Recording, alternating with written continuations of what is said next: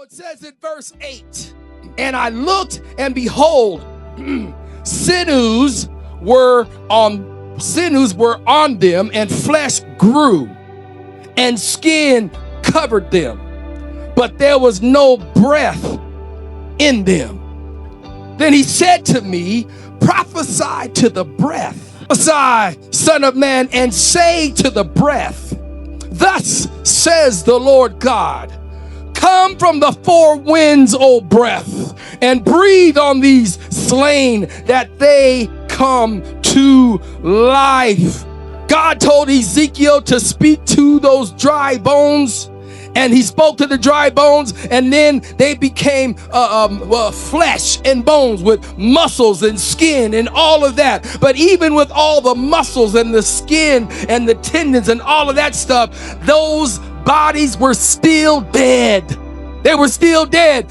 Ezekiel spoke what God had said, but even after God had spoken, he obeyed the command of God. He obeyed, but the bodies were still dead. How many times has God given us instruction and we spoke to a situation that seemed lifeless, and after we spoke, it looked like things were getting better, but even though there was signs of improvement and prosperity, things were still dead. In the book of Genesis chapter 2, in creation, in the beginning, Bible says that God created man from the dust of the ground. He created man from dirt, from the dust of the ground. But it goes on to say that God breathed. He breathed the breath of life into that dust, into that thing that he had created from dirt. He breathed the breath of life, and then that thing that had been made from dust became a living being, a living soul, because God breathed. So he tells Ezekiel here that to prophesy to the breath, because even after he prophesied to the bones, then he had to take the next step, because sometimes that's the piece that we forget. We do part A, but we forget about part B. He said, prophesy to the breath. The bones are no longer dry, because they've got skin and muscles and tendons and all of that kind of stuff. The bones are no longer dry, but they're not alive. So now the thing that's going to make them alive is the breath of God. In Mark chapter 11, Jesus cursed the fig tree. One of the stories where he cursed the fig tree, and then they came back the next day, and the fig tree that Jesus had cursed was dead, withered. And the disciples were asking him about it, talking to him about it. Yeah, Jesus, that tree that you cursed is dead. Jesus, here's the key. Jesus, he tells them, he says, have faith in God. Have faith in God. See, speaking without faith, Jesus could speak to the fig tree and curse it because he had faith in God. How many times have we spoken because we thought we heard God? How many times have we spoken but not really believing what we were saying, but we were just kind of hoping and wishing that it was going to happen? But Jesus is saying you got to have faith in God. So he says that if you have faith in God, you can speak to a mountain and that thing be cast in the sea, be removed. If you have faith in God, when you prophesy, Ezekiel was prophesying, speaking what God had to say, but he had to have faith in God, that God was going to do it. Without faith, we won't get God's results. In verse 10, it says this in verse 10, so I prophesied as he commanded. I prophesied as he commanded me, and the breath came into them, and they came to life and stood on their feet, an exceedingly great army. There's that word commanded again. When he prophesied, he didn't prophesy out of his flesh. He didn't prophesy his own will, his own desire, his own agenda.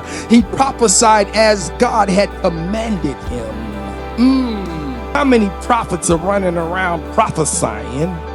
Oh my. without the command.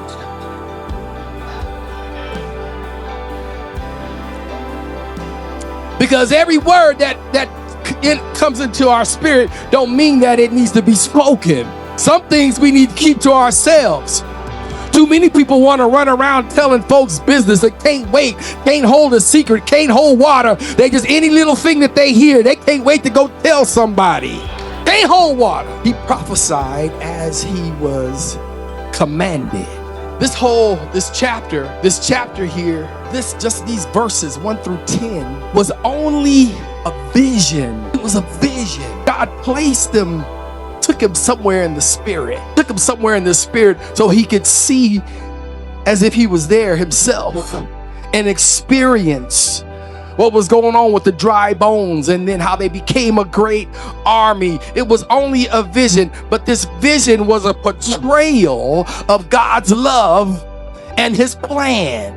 Because if we go on further, you can do it in your own time. When you start reading the next verses, God is telling them that in the same way in this vision that he brought life to these dry bones, he was going to bring healing and deliverance to his people, so that even though there was a time when they were lifeless, that he was going to breathe in them and make them an exceedingly great army in real life. First, it was just a vision. How many of us have had a vision? But listen, when God gives you a vision, don't be surprised if you see that thing turn into real life.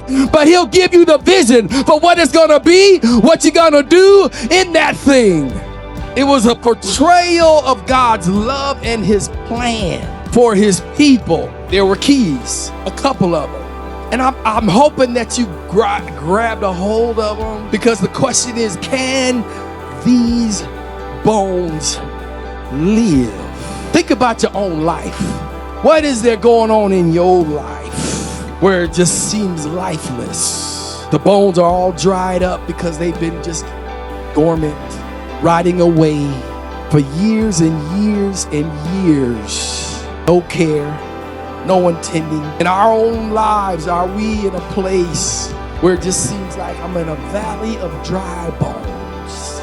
But I want to encourage you today is that you may feel like you are in a valley all by yourself. Ezekiel, in the vision, he was the only thing that was living. Everything else around him was dead. Are you in a place where you feel like you're the only one there? Ain't nobody here but me. Thank you for watching this snippet of our recent service. To enjoy the full message, click the link in the description. God bless, and thank you for watching.